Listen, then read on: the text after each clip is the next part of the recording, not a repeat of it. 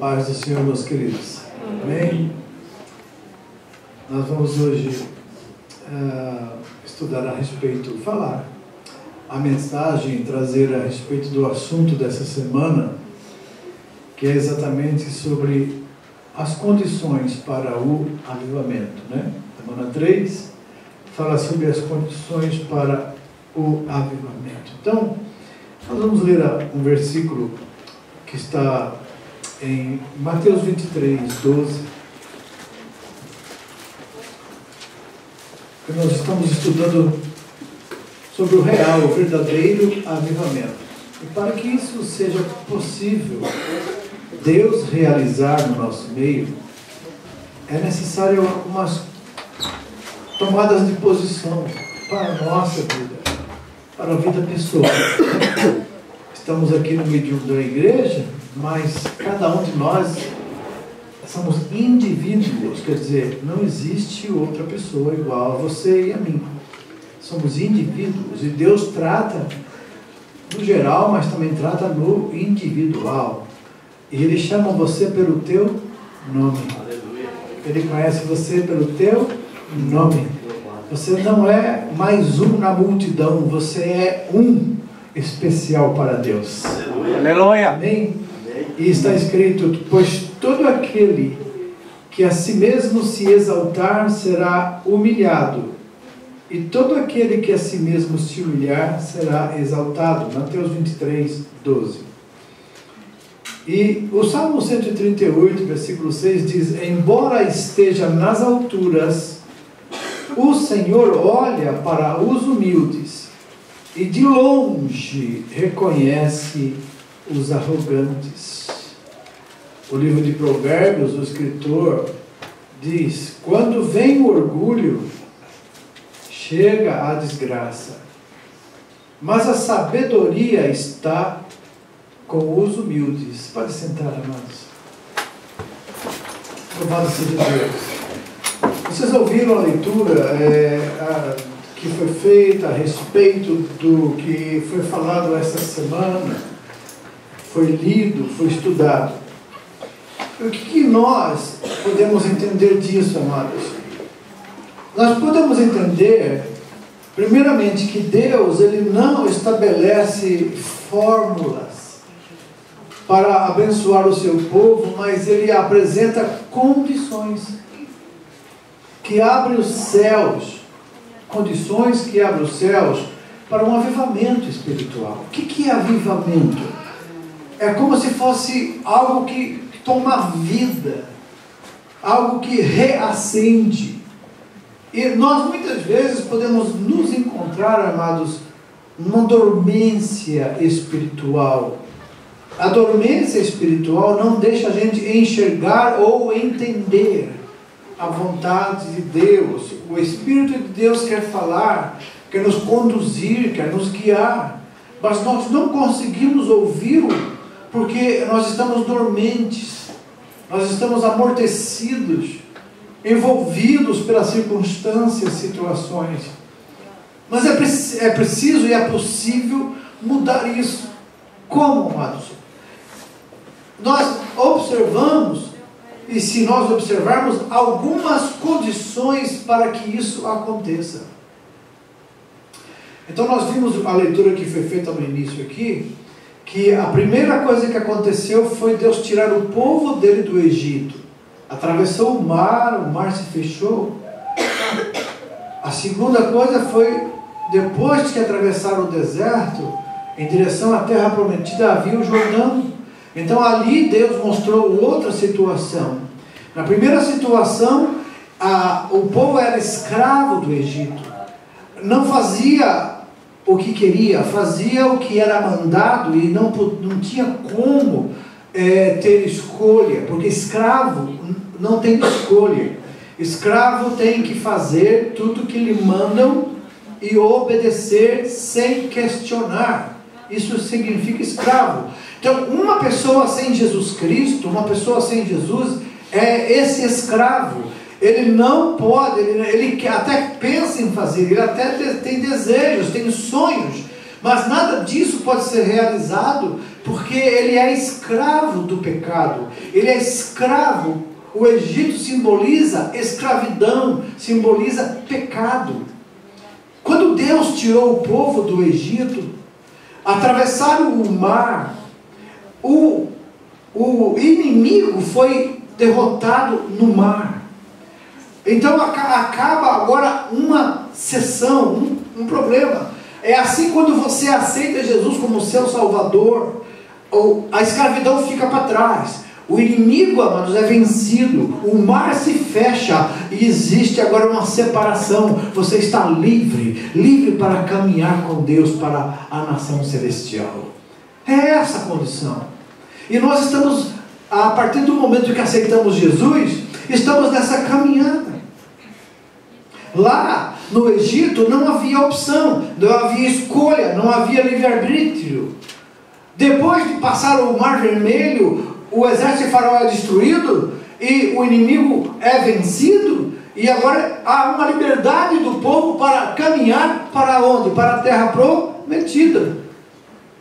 Agora existem algumas condições. Para eles chegarem à terra prometida, era preciso que eles tivessem um senso de obediência, de submissão, de entender que Deus estava no controle, que Deus providenciaria tudo que eles necessitassem durante essa jornada, essa caminhada. E se vocês lerem a história, vocês vão ver que Deus fez milagres, e muitos milagres ali. E Deus, um dos milagres que Deus fez, que não é muito notado, é que as vestes deles não se rasgaram e as sandálias não se gastaram por 40 anos. Eles andaram caminhando no deserto. Mas por que 40 anos? Porque no meio da caminhada, amados, houve a própria desobediência. Então já não era mais o inimigo, já não era mais a escravidão. Assim também nós, muitas vezes nós aceitamos Jesus como Salvador, nós cremos nele, ele nos tira do reino das trevas e nos transporta para o reino do Filho do seu amor. Você é salvo, você é livre em Cristo Jesus. Eu sou livre, aleluia. Isso nos faz livres. Mas nessa liberdade, amados, muitas vezes nós nos adormecemos, esquecemos quem somos e por que estamos aqui e para onde estamos indo. O povo de Israel, quando estava no deserto, teve alguns probleminhas que aconteceram com eles, e o que foi logo eles pensaram? Quiseram voltar, começaram a ter saudade das cebolas, dos repolhos do Egito. Olha, eles começaram a ter saudades da vida antiga, porque ali no deserto apareceram algumas dificuldades. A vida cristã não é diferente. Quando você crê em Jesus Cristo como Salvador, muitas pessoas têm a ideia de que todos os problemas vão ser solucionados, que tudo o Senhor vai resolver facilmente. Mas Jesus Cristo não enganou ninguém. Ele disse que no mundo teríamos aflições, mas ele disse: tenham bom ânimo, porque eu venci o mundo. Então, isso que significa? Ele estará conosco sempre, ele nunca nos abandonará. Aleluia. Quando nós pensamos que estamos sós, não, ele está pertinho de nós, mais perto do que nós imaginamos. Aleluia. Aleluia. Então, por isso que nós não podemos, porque antes de Jesus, as coisas que aconteciam com você é porque você não tinha nenhum domínio sobre o pecado, nenhum poder sobre ele. Você era escravo do pecado e você fazia as coisas porque você era um pecador. Agora, depois de liberto, e que aqui representa passar o Mar Vermelho, ele se fechar, agora está livre do inimigo. O inimigo ficou para trás, ele já não tem mais força, já não tem mais poder. Então, aí agora você caminha em direção à Canaã celestial, a vida eterna, garantida por Cristo Jesus. Passou da morte para a vida, passou da escravidão para a liberdade em Cristo, passou, amados, da condenação para, aleluia, a salvação e libertação. Mas nesse período existe um trajeto até chegar na Terra Santa, isso é, até chegar no céu. Ainda estamos no corpo, ainda estamos nesse corpo de carne, e nós somos tentados, nós somos cercados pelo inimigo da nossa alma, que tenta nos tentar e fazer pecar contra Deus. Não somos mais escravos, ele não tem mais poder sobre nós, mas assim mesmo pecamos. E por que pecamos? Porque nós abrimos a porta para ele. Não é mais porque ele tem poder sobre nós, mas é porque agora nós estamos deixando as coisas acontecerem. Você entende? Você é livre, irmãos. Você crê em Jesus, você recebeu como Salvador, então você é livre. O inimigo não tem mais poder sobre você. O pecado não tem mais poder sobre a sua vida. Pastor, mas por que as pessoas pecam? É porque elas deixam. Deus, Ele libertou você, Ele libertou a mim do pecado, mas Ele não tirou o teu livre-arbítrio, Ele não tirou a tua vontade própria. Ele espera de você a voluntariedade, a decisão de obedecer, de seguir os mandamentos dEle, seguir as regras bíblicas da condução da nossa vida cristã. E como você vai saber se você está certo ou se está errado? Ora, a palavra de Deus diz que ela é lâmpada para os nossos pés, ela é luz para os nossos caminhos. Quando você abre a Bíblia e você lê a palavra de Deus, você vai perceber que ela está direcionando você, que ela está limpando você, que ela está conduzindo você num caminho onde você enxerga. Lâmpada e luz é para clarear, é para você não cair em armadilhas, é porque você não cair em buracos. É porque aqui no Japão existe uma coisa muito séria, não é verdade? Tem muitas ruas que você anda, que o esgoto ele é aberto, e muitas pessoas quebram a perna, caem até com carros nessas valetas que não são cobertas. Por quê? Porque falta luz, porque falta iluminação, falta claridade, está na escuridão. Acontece muito isso à noite. Então nós também estamos caminhando para Canaã, numa estrada, mas se nós não tomarmos cuidado, amados, nós podemos cair nessas valetas, que são valetas espirituais que o inimigo prepara para nos destruir, derrubar, desanimar, tirar você daquele vontade, aquele desejo de estar continuando no caminho da fé. Muitos crentes têm desistido da fé, muitos estão desanimando, esfriando na fé, muitos não sentem falta. E é interessante que fala, a primeira condição, amados, para nós é sermos avivados, isso é, sermos firmes, fortes, espiritualmente falando, é nós nos humilharmos. Essa humilhação, porque quando a pessoa se exalta, quando a pessoa quer, eu consigo levar minha própria vida, eu consigo resolver meus problemas, eu sei, eu tenho já prática, eu já vi isso aí, para mim é fácil. Quando nós pensamos assim, nós estamos sendo arrogantes, nós estamos sendo independentes de Deus, e Deus então não pode fazer nada por você. Você já está livre do pecado, livre do poder do pecado, mas você está tomando uma posição que você está excluindo Deus da direção da sua vida. O que acontece? Deus continua perto de você, Deus continua te amando, Deus continua cuidando de você, mas você vai ter problemas, você vai ter embaraços, você vai ter dificuldades, você vai passar por desânimos, você vai passar por momentos de revolta interior, você vai passar por momentos de até pensar que você está perdendo tempo, porque você não está entendendo mais. Começa a escurecer o seu entendimento espiritual, e começa agora a surgir e brotar novamente o eu, aquele velho homem, aquele velho eu que lá no passado era escravo do pecado, mas que agora está no Espírito. Você amortece o eu interior, o eu inferior que te leva ao pecado, a inclinação para o pecado, e agora o ser espiritual, que é o Espírito Santo, que é derramado em nossos corações, através de Deus, ele gera em nós amor de Deus, e o nosso espírito, aleluia, é informado pelo Espírito de Deus que nós somos filhos de Deus, aleluia, aleluia. O nosso espírito, ele recebe informações do Espírito de Deus, porque o nosso espírito estava morto lá no Egito, no pecado. Quando você creu em Jesus, o seu espírito reviveu, porque o Espírito de Deus veio habitar em você, e ele ressuscita o teu espírito. E você vive, a sua alma estava viva, mas o espírito não. Então, porque a alma é a sede das emoções e desejos, você faz os desejos e tudo que a carne pedia. O pecado controlava você, o pecado controlava a sua vida. Agora, depois que você aceitou Jesus, atravessou o mar vermelho, ele se fechou, o inimigo ficou derrotado. Agora o Espírito Santo vem, aleluia, clareia o seu coração, e você entende o que Deus quer da sua vida. Você entende, sabe por quê? Porque o Espírito Santo ressuscitou o teu espírito, e ele fala ao teu espírito: você é filho de Deus. Aleluia. E como filho de Deus, o que eu tenho que fazer? Obedecer, humilhar-se, colocar-se numa posição, amados, de dependência, de necessidade.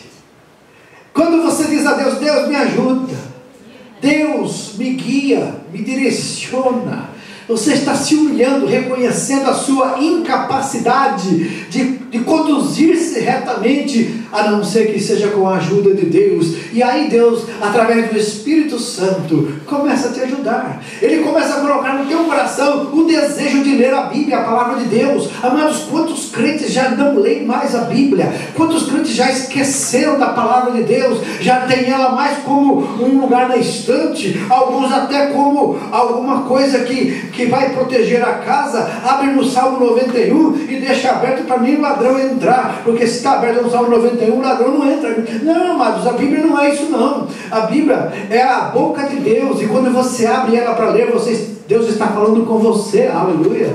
Aleluia. Você não pode usar a Bíblia como um amuleto. Você tem que usar a Bíblia como o seu alimento diário da sua alma. Assim como o teu corpo precisa do alimento físico, a nossa alma precisa do alimento espiritual.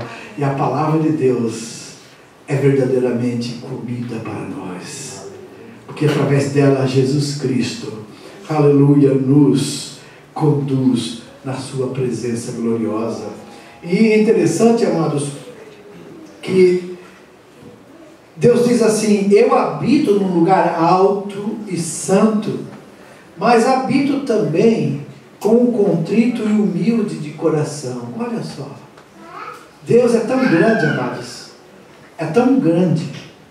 Deus é tão grande, mas é tão grande, é tão grande, e você fala: qual o tamanho, pastor? Não dá para medir. Os homens lançaram já sondas espaciais que viajam anos-luz enviando sinais. E eles vão medindo a distância dessas sondas espaciais. Até que chega um ponto que o sinal desaparece, porque a sonda não consegue mais emitir sinal pela distância. E ninguém ainda sabe onde está o fim do universo, ninguém chega. Nós vivemos na galáxia chamada Via Láctea. A Via Láctea ela é composta pelos planetas que giram em torno do Sol. Não é verdade? A Terra que nós vivemos é um dos menores planetas. Na minha época que eu estudava tinha 9. Então de vez em quando descobre alguma coisa nova aí, falam que tem mais. Mas era 9. Mercúrio, Vênus, Terra, Marte, Júpiter, Saturno, Plutão, Urano, Netuno e Plutão. Oh, viu? Ó. Não, velho. Tá dando outra história. Você viu? É? De repente, né, instalou aqui o arquivo morto. Já estava lá. Não? Nós somos um dos menores planetas do nosso sistema solar, que chama-se galáxia. Eles descobriram que galáxias igual a nossa, a Via Láctea, eles descobriram que tem mais de 100. Mais de 100. Outros espaços. O cosmos. Infinito. Não há como chegar no final. Olha, quem criou tudo isso é Deus. Aleluia. Glória a Deus. E Ele, amados, com toda essa grandeza, se diminuiu ao ponto de se tornar um como nós, através de Jesus Cristo, para salvar você e a mim, para nos trazer a esperança de vida eterna, para nos trazer a esperança de uma nova vida, de um novo alvorecer. Nem sempre Deus vai dar a você tudo o que você quer nessa terra, mas com certeza, se você tem Jesus, tudo que está prometido aos que creem em Jesus será dado nos céus, e coisas eternas. Deus pode dar as coisas para nós nessa terra, mas de qualquer jeito, e todas elas são passageiras, um dia irão acabar. Mas aquilo que Jesus deu a você e a mim, a vida eterna, isso jamais poderá ser tirado de nós, a não ser que nós a rejeitemos, que nós não queiramos. Mas é interessante que nós temos que querer. E por que temos que querer? Porque isso depende da eternidade, amados. onde você passará a eternidade? Dependendo da escolha que você faz, seguir a Cristo, você está garantindo a sua glória, sua vida com Deus para sempre na glória nos céus, onde não haverá mais choro, nem dor, eternidade de gozo, alegria e paz no Espírito Santo. Mas se você escolher rejeitar isso, você está destinado a uma condenação eterna, onde haverá trevas para toda a eternidade, e o fogo que jamais apaga, e o verme que não morre, e o sofrimento eterno sem recurso. Não há que não há nada. No inferno será a eternidade de sofrimento e lamento. E você e as pessoas que forem lá, tira você daí, né? Eu vou tirar você do inferno agora. Tira você. As pessoas que forem para lá, amados, vão se lembrar de que tiveram a oportunidade e rejeitaram. Porque a Bíblia diz que há consciência lá, há sentimento também. Porque o rico falou, aqui a dor é muito grande, manda aqui, eu preciso de um pouco d'água na minha língua, porque aqui o sofrimento é muito terrível. Estava no inferno, e esse inferno vai ser lançado num lago chamado Lago de Fogo e Enxofre ainda. Mas para aqueles que rejeitaram a Cristo, para aqueles que rejeitaram o grande amor de Deus, porque Deus amou o mundo de tal maneira que deu o seu Filho, para que todo aquele que nele crê não pereça, mas tenha vida eterna. Se você crê em Jesus, dê glória a Deus. Glória a Deus. Porque você é a pessoa mais feliz da terra. Aleluia. Não jogue fora isso que foi dado de graça para você. Foi gratuito. Jesus pagou o preço do nosso pecado, que era impagável. Ele pagou na cruz do Calvário. A sua vida foi dada no lugar da nossa vida. Ele entregou-se para que nós pudéssemos viver. E essa vida que agora temos em Cristo, amados, vivemos pela fé. Porque a carne que nós estamos dentro dela hoje, esse corpo, ele vai se corromper, ele vai se envelhecer, ele vai ser destruído, mas ele vai nos dar um novo corpo glorificado, eterno, que nunca vai se corromper. Esse corpo está aguardando os fiéis, aqueles que creram em Jesus e continuam firmes, e não desanimam, não desistem. Então a primeira condição, se humilhe perante o Senhor, reconhecendo a sua necessidade dele. Segundo ponto, amados, arrependimento. Esse arrependimento vem com a humilhação. Quando você se humilha, você se arrepende, você reconhece. E em Lucas, lá no capítulo 15, versículo 7, o Senhor diz que ele fala assim, eu lhes digo que da mesma forma haverá mais alegria nos céus por um pecador que se arrepende, do que por 99 justos que não precisam de arrependimento. Sabe o que significa? Quando você que é pecador, quando você reconhece que Jesus é o Senhor, e você reconhece que precisa dele, e se arrepende e o aceita como Salvador, os céus fazem festas, amados. Sabe por quê? Porque Jesus morreu por causa disso. Jesus morreu para dar vida aos pecadores, morreu para libertar os escravos do pecado. Aleluia! E é possível fazer isso. É possível porque Jesus já fez o pior, o mais difícil ele já fez. Então nós devemos corrigir, mas corrigirmos com mansidão, sabe, amados? E uma coisa muito importante, amados, o diabo aprisiona as pessoas para fazer a vontade dele. Jesus já libertou você dessa escravidão. A Bíblia diz que nós somos transportados do reino das trevas para o reino da luz. Portanto, se você já creu em Jesus, você está no reino da luz. Agora,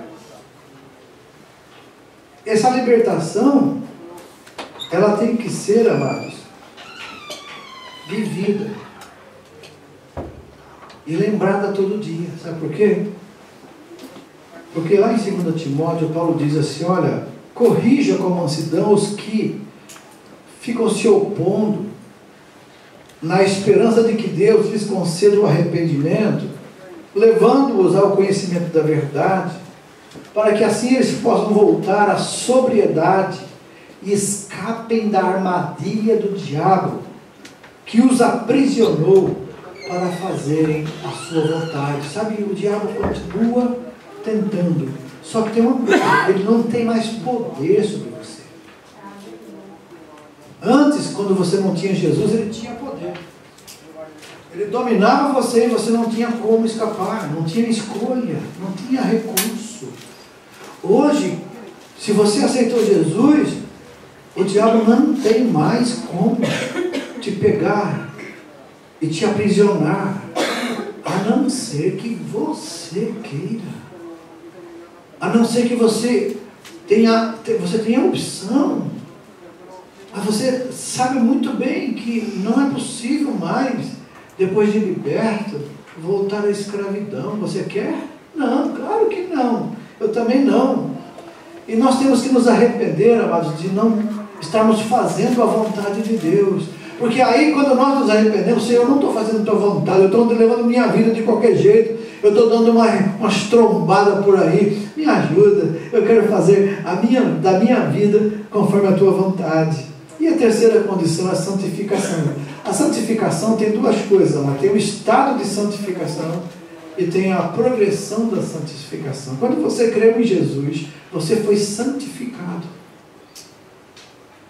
Você foi justificado, né, pela fé, e agora você tem paz com Deus. Por meio de Jesus Cristo, Romanos 5:1. Mas depois de justificado, agora, você deve entender que você é santo. E por você ser santo, o inimigo que está ao redor, atraindo você com várias coisas, está tentando tirar você desse estado de santificação para voltar ao pecado. Mas você só vai acontecer se você deixar. Antes não, antes era a vida, era essa. Agora não, depois de Jesus, você escolhe, você opta. Qual tem sido a tua opção? Fazer conforme a tua vontade ou fazer conforme a vontade de Deus? Aí você pode estar questionando aí na sua mente: como eu posso saber se eu estou fazendo a minha vontade ou se eu estou fazendo a vontade de Deus? Então, nessa condição, amados, ele diz assim em 1 Pedro 1,15 e 16: assim como é santo aquele que os chamou, sejam santos vocês também em tudo o que fizerem, pois está escrito: sejam santos, porque eu sou santo. Então, o que é a santificação? A santificação é separação. Você está vendo que uma coisa errada, você pode escolher: ou eu vou estar junto, ou vou me separar disso. E às vezes as coisas erradas, elas são benéficas em termos financeiros, são benéficas em termos de conseguir coisas, mas são erradas em termos espirituais, vão contra a vontade de Deus. Isso significa você vai se afastar de Deus por causa disso. Então, qual é a sua opção? Porque Deus, amados, Ele tem tudo para nós. Ele conhece tudo que nós precisamos. E Ele garante em Mateus 6:33 que se nós buscarmos em primeiro lugar, isso é, colocarmos Ele em primeiro lugar na nossa vida e buscarmos o seu reino e a sua justiça, você ser justo conforme a justiça de Deus pela palavra, tudo que você precisar, Deus vai acrescentar na sua vida, do comer, beber e vestir. Não vai te faltar nada. Ele não vai te dar só o que você precisa. Ele diz que vai te acrescentar. Sabe o que é isso, amado? Você vai ter mais do que precisa. Aleluia, glória a Deus. E por que Deus dá mais do que nós precisamos? Para que você possa também ajudar outros. Para que você possa também abençoar outros. Você ser um abençoador. Então Deus faz de você de um rio seco. Quando você começa a obedecer e santificar, você vira uma fonte. E essa fonte vai jorrando e vai abençoando por onde passa, não é verdade? O rio, por onde ele passa, as suas águas, ele abençoa as margens, ele abençoa as árvores que estão ali, né? Até o salmista compara aquele varão que anda conforme a palavra de Deus, medita nela de dia e de noite, ele é comparado a uma árvore que é plantada junto a ribeiros de água, que dá o seu fruto na estação própria, suas folhas não caem, e tudo quanto faz prospera. Sabe, é assim que Deus considera aquele que o obedece, aquele que se santifica, aquele que renuncia a si mesmo nos seus propósitos, que muitas vezes são errados, mas são benéficos, mas são errados. E Deus não pode conviver com a mentira, com o pecado, com o adultério, com a prostituição, com o engano. Deus não convive, não há como. Deus é santo, e Ele diz: sede santo, porque eu sou santo. Então, quando a gente resolve se apartar disso, muitas vezes dá até prejuízo no momento, mas o lucro virá depois, porque você agora deixou de semear o mal, sementes malignas, e começa a semear coisas boas. Agora, infelizmente, como nós semeamos coisas ruins, no começo a gente começa ainda a colher as coisas ruins, porque tudo que a gente semeia, a gente colhe. É uma lei, não dá para quebrar essa lei. Mas se você está plantando coisas boas e está colhendo coisas ruins, calma, dá um tempo, porque uma hora a colheita ruim vai acabar e a colheita boa vai começar, porque você tem semeado coisas boas, sementes boas. E quando começar, vai ser bênção em cima de bênção, vai ser glória em cima de glória, vai ser alegria sobre alegria, vai ser paz sobre paz, vai ser triunfo sobre triunfo. Por quê? Porque você optou por fazer o certo, e Deus estará com você. Ele poderá, aleluia, estar na sua vida, te guiando, te protegendo, te guardando, porque Ele fará de você um jardim fechado, protegido por Ele. Aleluia. A condição para manter isso é a fé. Você precisa confiar, oração e jejum. Fé, respondeu Jesus: tenham fé em Deus. Eu lhe asseguro que se alguém disser a este monte,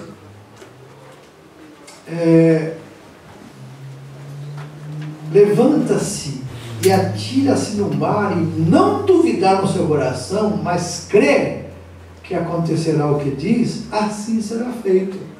Jesus não estava falando aqui de uma forma literal. Ele estava dizendo, mas que tem montanhas de problemas na nossa frente, problemas que são tão grandes, que são montanhas que você não consegue enxergar no horizonte. Mas ele disse: se você tiver fé, mesmo que seja uma fé pequena, você vai conseguir vencer esse problema, vencer essa situação, e você vai tirar este monte da tua frente pela fé, porque Deus vai agir quando você falar: monte, sai da minha frente. Deus vai agir, o problema vai se esvair, vai desaparecer, e você vai conseguir ver o horizonte seguir no vale que Deus preparou para você. É interessante que também ele fala da oração. A palavra diz assim: esta é a confiança que temos nele, que se lhe pedirmos alguma coisa segundo a sua vontade, ele nos ouve. E se sabemos que ele nos ouve, quanto ao que lhe pedimos, também estamos certos que vamos obter os pedidos que temos feito para ele. Garantido na palavra. O jejum, amados, quando Deus ia fazer grandes coisas, queria fazer grandes coisas, acontecia um pedido de consagração. O jejum é uma forma de você se amortecer o seu eu, o seu ego, a sua própria vontade. O jejum, ele quebra a força da carne. E ele diz: decretem um jejum santo, convoquem uma assembleia sagrada, reúna as autoridades e todos os habitantes do país no templo do Senhor e o seu Deus, e clamem ao Senhor. Joel, o profeta Joel escreveu isso. Israel estava vivendo um momento terrível, tudo era ruim, colheitas não produziam nada, não dava para sustentar o povo, a miséria agraçava a nação, o povo perdido, a violência aumentando. Então, de repente, ele fala: decretem um jejum, convoque uma assembleia sagrada, reúna as autoridades. Amados, aconteceu isso num país, a Assíria.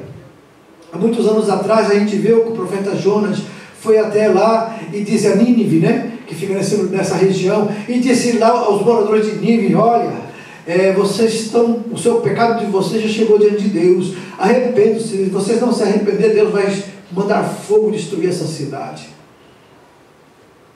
E a Bíblia diz que o povo se arrependeu. O rei, o dirigente daquela nação, o rei, fez um decreto de jejum de 3 dias, até criança de peito tinha que jejuar.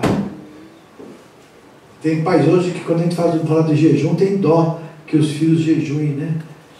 Irmãos, muitas doenças fazem seu filho jejuar na marra, ficam sem comer, sem beber, tem que tomar soro, não é verdade? Vocês têm saúde e jejuar para o Senhor, Deus vai sustentá-los. Você tem que amar a Deus sobre todas as coisas, inclusive amar a Deus acima dos teus filhos, acima do teu esposo, acima da tua esposa, acima do teu trabalho, acima de tudo que você pode imaginar. Mas é Deus em primeiro lugar. Isso não significa que você vai abandonar tudo por causa de Deus. Ao contrário, quando você coloca Deus em primeiro lugar, você sempre terá tudo.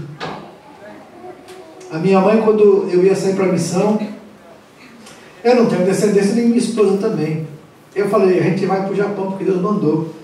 Ela falou: oxente, mas tem tanto japonês, por que tem que ser você, meu filho? Não tem outro não?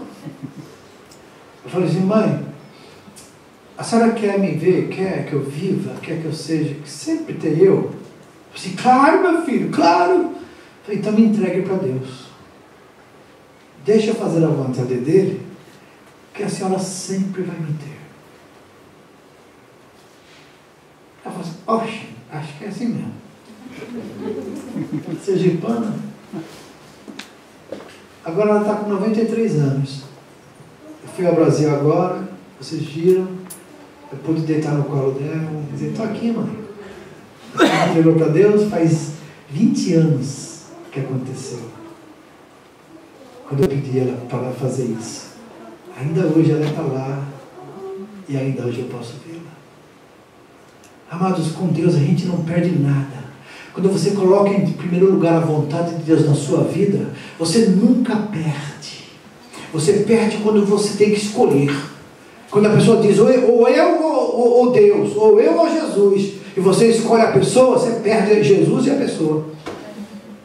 Mas quando você escolhe Jesus, você ganha tudo. Ganha tudo, porque Ele é Deus, e Ele garante a nossa vida. A quinta condição, amados, é buscar a Deus.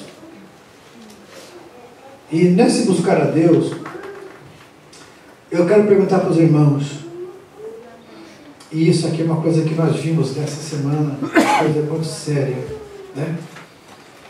Quantas pessoas não vêm à igreja, não lêem a Bíblia e não estão sentindo falta disso? Sabe o que isso significa? Doença espiritual. Se você não tem lido a Bíblia, meu irmão, se você não sente falta de vir ao culto, se você não sente falta da Santa Ceia, sabe o que significa isso? Que a morte espiritual está chegando de volta.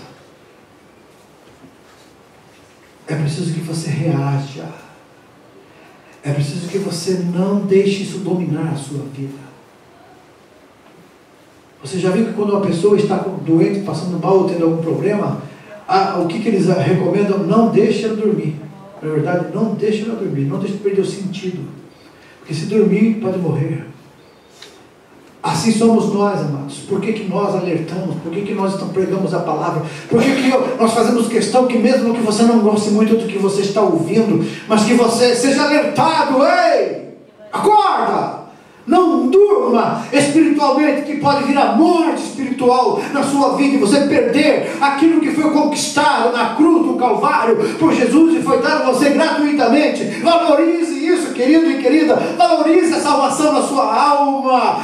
Creia na palavra de Deus, obedeça os seus estatutos, obedeça a sua palavra e viva. E quando Jesus voltar, você estará pronto para se encontrar com Ele.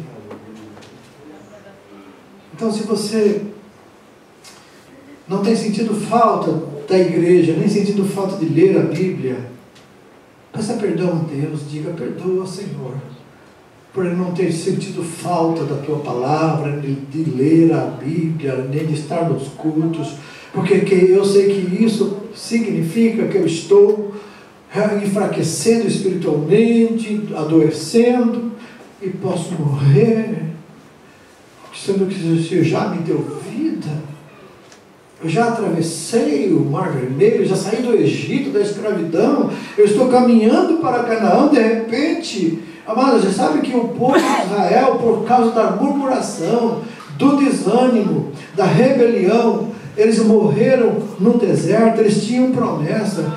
É interessante que tem muita gente que diz, até músicas que falam que quem tem promessa não morre. Amados, o povo de Israel morreu no deserto com todas as promessas. Por que morreu? Porque desobedeceu, porque se rebelou contra Deus. Então morreram, mas os que confiaram receberam a promessa, porque Deus não falha, Deus não nega suas promessas. Ele prometeu, Ele cumpre, mas cumpre para os fiéis.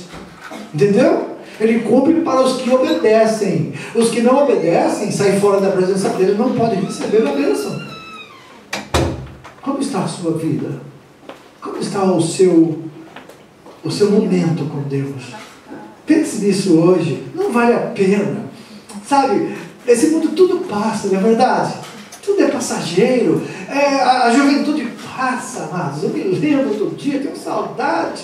Quando eu olho para as fotografias da minha primeira carteira de identidade, aquele topetão assim na frente, eu digo: que saudade desse tempo. Mas passou, mas não volta mais. Não volta. Né? De repente você vê sua testa aumentando, né? Ficando maior. Você vê os cabelos saindo no pente, você não tem como voltar de novo. Tudo passa, tudo é passageiro. Mas aqueles que confiam no Senhor não ficam vivendo dessas coisas, porque são passageiras. Não tem jeito, amado, não tem jeito. Não tem como. Né? Não tem como voltar. É daqui para frente. Então pense nisso. É daqui para frente. Olhe para frente, para o alto. Olhe para Jesus, o autor e consumador da nossa fé. Olhe para Ele, que você nunca vai desviar, nunca vai se perder, nunca vai estar na escuridão, nunca vai ser abandonado, porque Jesus prometeu que cuidaria de nós, estaria conosco sempre. Aleluia! Essa é a garantia que nós temos. Ele estará conosco sempre. Glória a Deus. Eu louvo a Deus, porque eu creio que o novo corpo não vai ser igual a esse. Porque já pensou, pastor, um careca de novo lá no céu? Não dá. Não, mas eu estou brincando, né? Não importa, importa que o novo corpo é incorruptível e é perfeito. Então, eu não sei como vai ser esse corpo, mas eu sei que é um corpo que nós vamos ressuscitar e vai ser glorificado esse corpo e vamos viver eternamente, porque Jesus também tem um corpo. Da Trindade, Jesus tem corpo, porque ele foi dado um corpo a ele. Ele viveu dentro de um corpo humano, morreu e ressuscitou no mesmo corpo. O corpo dele foi glorificado e ele está vivo e vai fazer o mesmo que aconteceu com ele, vai acontecer conosco. Nós vamos receber um novo corpo, ressuscitado, glorificado, e estaremos para sempre com o Senhor. Isso, amados, é a coisa mais gloriosa que podemos imaginar e pensar. Creia, porque a palavra de Deus é a verdade. 28% da Bíblia é profecia, e é um risco muito muito grande para qualquer religião ter um livro profético. Sabe por quê? Se uma profecia não se cumprir, perde o valor de todas as outras, ok? E aí fica desacreditado. Mas a Bíblia, em nenhuma das profecias que ela anotou aqui, pelos escritores inspirados pelo Espírito Santo, nenhuma delas falhou. O Senhor disse, através do profeta Isaías, 720 a 750 anos antes, disse assim: será uma virgem, ela conceberá, ela dará à luz a um filho, o seu nome será Emanuel, que significa Deus conosco. E outros profetas profetizaram. O outro disse lá: vai ser na cidade de Davi, lá em Belém. Tu, Belém, não és a menor, tu és a menor da cidade de Judá, mas é de ti que me sairá o rei. Então deu até o endereço de onde nasceu o menino, e aconteceu exatamente. Olha, interessante que Maria ficou grávida, mas ela estava em torno de 120 quilômetros distante de onde a profecia estava dito que devia nascer o Messias. 120 quilômetros. Mas o que aconteceu?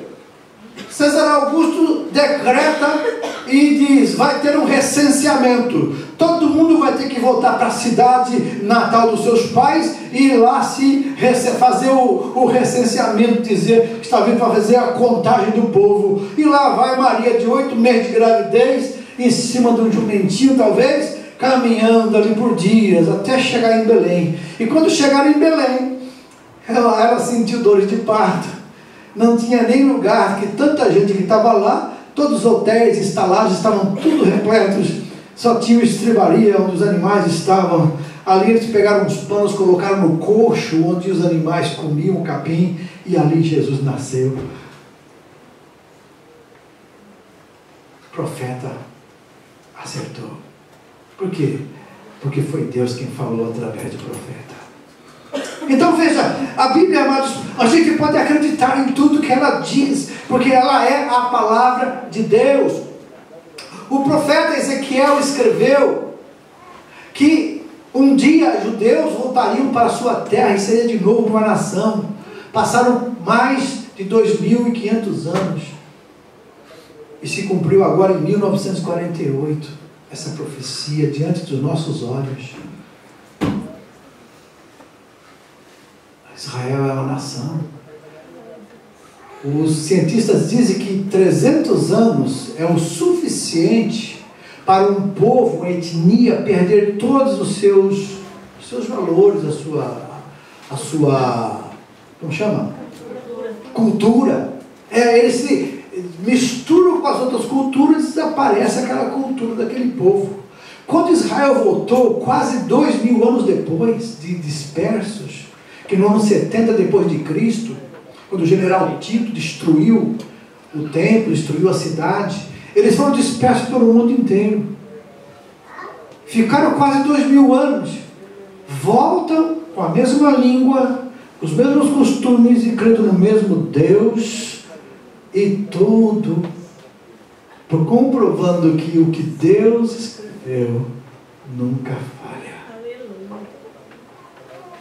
Então eu não vou mais citar mais outras profecias, mas só para você ver que o que está escrito na Bíblia não vai mudar, porque o mundo mudou. A palavra de Deus é viva e eficaz, mais penetrante que espada alguma de 2 gumes, e ela vem penetrando dentro de nós, fazendo mudanças em nós. É interessante, amados, que a outra condição para isso é: buscai ao Senhor enquanto se pode achar, invocai-o enquanto está perto. Como você tem demonstrado o seu interesse por Deus, minha irmã? Como você tem visto isso? Infelizmente, algumas pessoas se decepcionam com pessoas. Mas quem morreu por você, minha irmã, meu irmão, não foi pessoa, foi Jesus, uma pessoa especial. Ele morreu por você, Ele te salvou. Não, o pastor não te salva. A igreja não te salva. Se você crê em Jesus e a igreja prega Jesus, então ouça e siga Jesus. O pastor tem que seguir Jesus, então siga o pastor. Se o pastor se desviar de seguir Jesus, continue o caminho com Jesus, porque a palavra de Deus garante para você essa. Não desvie o seu pensamento, não desista da sua fé, não deixe que as coisas te envolvam para você perder a riqueza maior do universo que Deus podia nos dar, que foi a salvação da nossa alma através de Jesus Cristo, nosso Salvador. Não existe bem maior, nem escolha mais importante. Não existe. Porque a escolha de aceitar Jesus significa passar da morte para a vida, da condenação para a salvação. Escolher Jesus significa estar garantido o seu lugar na glória, a morada celestial. Crer em Jesus e segui-lo significa, amados, negar a si mesmo. Significa aceitar que é um pecador e que está perdido e que precisa de misericórdia e perdão. E quando você crê em Jesus Cristo, os teus pecados são todos tirados. A Bíblia diz em Colossenses 2,14 que a cédula que de alguma maneira nos era contrária, que era contra nós nas suas ordenanças, Cristo pegou ela e cravou na cruz. Então todos os pecados que você tinha antes de Jesus foram tirados de você. Toda a culpa, a condenação que havia sobre você, Jesus levou para a cruz. Cruz é maldição. Jesus se fez maldito por você. E lá na cruz do Calvário, Ele pagou o preço do nosso pecado, para que você tivesse hoje liberdade. E através dessa morte de Cristo, você tem acesso direto ao Pai hoje, através dele, porque Ele é o nosso advogado. Ele aceitou seu direito de Deus, intercede por nós. O inimigo vai lá te acusar, Jesus está lá te defendendo. Aleluia, glória a Deus. Interessante que muitos advogados, para fazer o trabalho deles, acabam mentindo. Jesus não precisa mentir, porque Ele é a verdade e a vida. Aleluia. É o único advogado que defende a causa sua e está ganha. Jesus nunca perdeu uma causa, sabia? Todas as causas Ele ganhou. Por quê? Porque aquele que crê nele está garantido a sua filiação como filho de Deus. Você está disposto a continuar ou desistir disso? Interessante que a outra e a última condição que eu vou falar aqui é não se esquecer de colocar o foco em Deus. Foque em Deus na sua vida. O que é focar? É estar sempre procurando alguma coisa em que se espelhar, alguma coisa em que se guiar. Por exemplo, aqui em Ramamatos tem um foco muito bom para quem se perde. Se você se perde em Ramamatos, cadê o garrafão? Cadê o Acticite? Aí você achou ele e fala assim, bom, ele está lá, então se ele está lá, a direção é por aqui. Não é verdade? Aconteceu comigo, amado, me perdi aqui, ó. Um dia eu vim buscar alguém aqui nessa fábrica, eu estava novo aqui no Japão, vim buscar uma irmã aqui, quando eu falei, onde eu estou, meu Deus? Comecei a entrar para cá, em rua, para cá, e aqui tudo é igual. Você entra numa rua e fala assim, vou entrar aqui, virar à direita e está no mesmo lugar, está nada. A rua às vezes ele faz assim, e você está pensando que está indo para cá, você está indo para lá. Aí eu falo assim, cadê o garrafão? Cadê o Acticite? Ah, tá lá, então eu estou handai, então deixa eu virar aqui e voltar. Isso é um foco, isso é um ícone, isso é um mirante, algum lugar onde você tem como não perder o rumo. É o norte, é o nosso norte. A Bíblia é o nosso norte, Jesus é o nosso norte. Enquanto você estiver com Ele, pode ter certeza que o seu caminho é o certo. Enquanto você crer e confiar em Jesus e obedecê-lo, pode ter certeza, meu irmão, você está indo para o céu, a direção está certa, o caminho não está errado, você não está perdido, você foi achado. Jesus é o nosso guia, o Espírito Santo nos conduz, a palavra é lâmpada, e luz para o caminho, e tudo que a gente faz, Deus está no controle, nos ajuda. Quando a gente se perde, Ele vai, olha aqui para mim, aí você volta a Jesus, Ele te leva de volta para o caminho certo. Amém? Amém. Então, já que você falou amém, e concordou com isso, eu vou terminar essa mensagem de hoje falando o seguinte: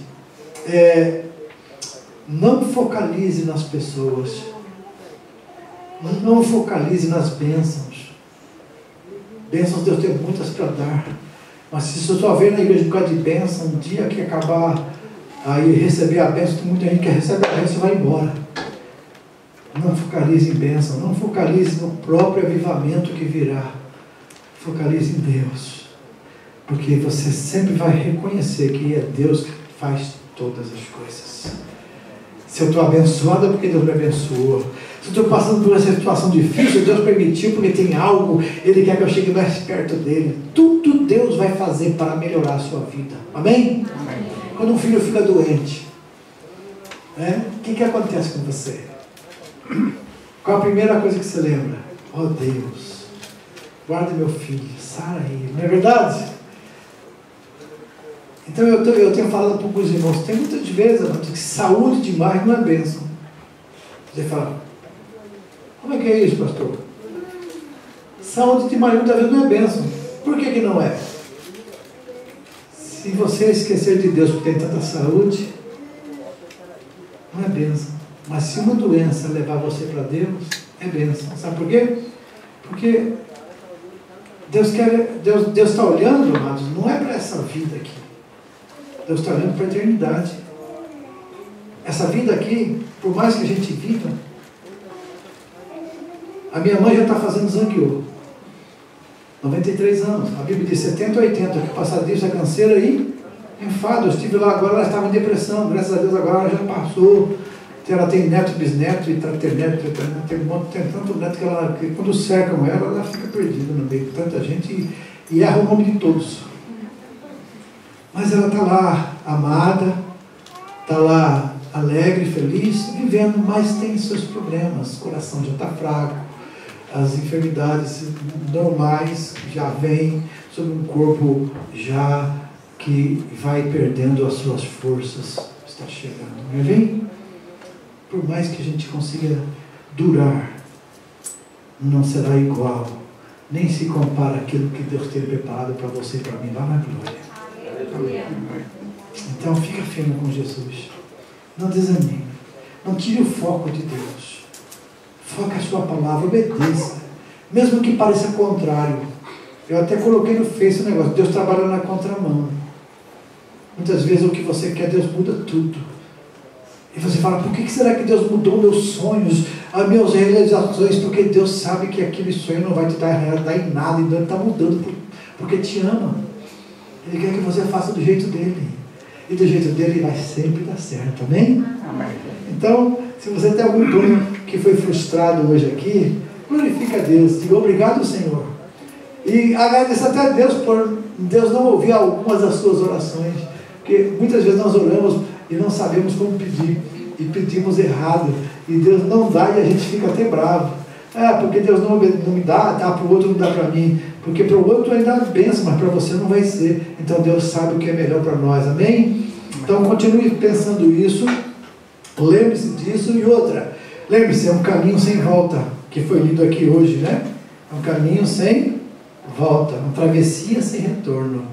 Saímos do Egito, atravessamos o Mar Vermelho, o mar se fechou, ficou para trás. Isso é, você foi do mundo que você estava, aceitou Jesus, acabou. Agora tem uma caminhada até o Rio Jordão. No Rio Jordão, quando você chega lá, já é diferente.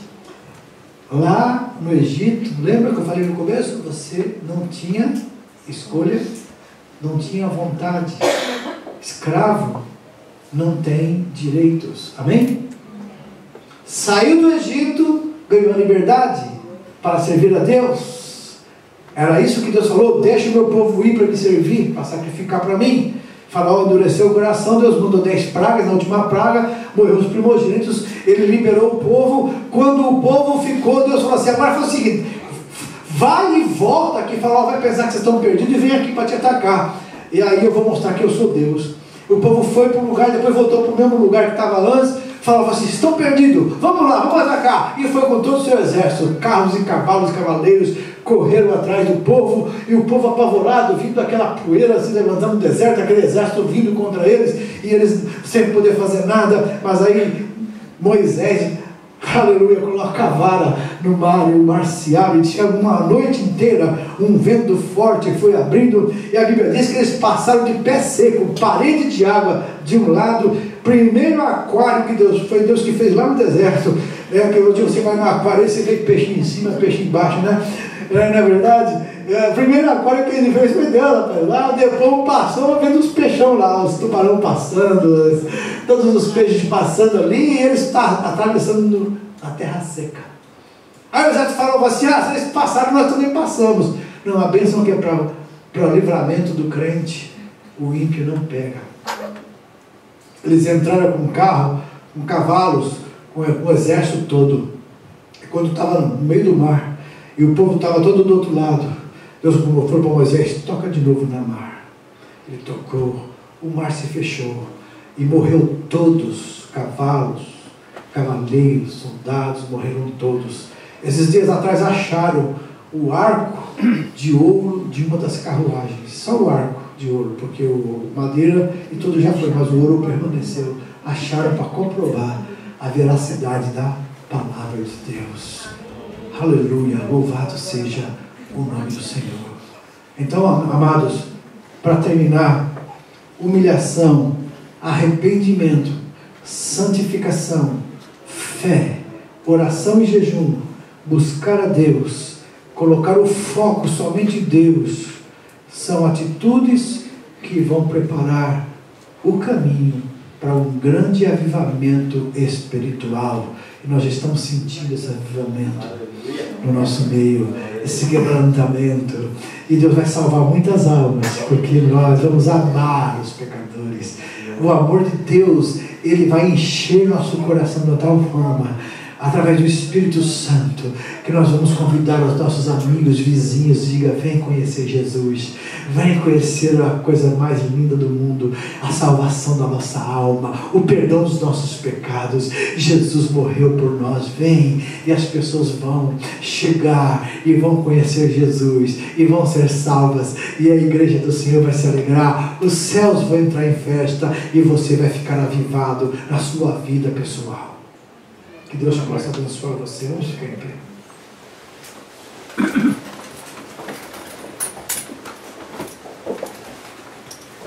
Peça a Deus agora. Coloque no seu coração o entendimento do Espírito Santo, para que essa mensagem não venha se perder quando você sair daqui. O verdadeiro avivamento é aquele que te acompanha individualmente, não somente aqui, mas na fábrica, na escola, na estrada, em qualquer lugar que você esteja. O verdadeiro avivamento, ele não se resume a um final de semana, ele não se resume a um momento, ele se resume à vida inteira. Que esse seja apenas o início de uma vida contínua avivada diante do Senhor. Amém? Pai querido, obrigado mais uma vez por esse momento, Senhor, que nós podemos meditar na Tua Palavra e ver como o Senhor é maravilhoso, nos concedendo essa oportunidade, Senhor, de conhecer mais de Ti, de desejar mais de Ti. Eu te peço que nesse momento o Senhor coloque em cada coração aqui presente o desejo, a vontade de buscar mais a Ti, de se achegar mais a Ti, de fugir, meu Deus, da condenação eterna e escapar pelo caminho da salvação que Jesus Cristo oferece gratuitamente. Para a glória do Teu nome eu oro, para a glória do Teu nome eu agradeço, no nome de Jesus. Amém. Deus te abençoe. Pode sentar, irmãos.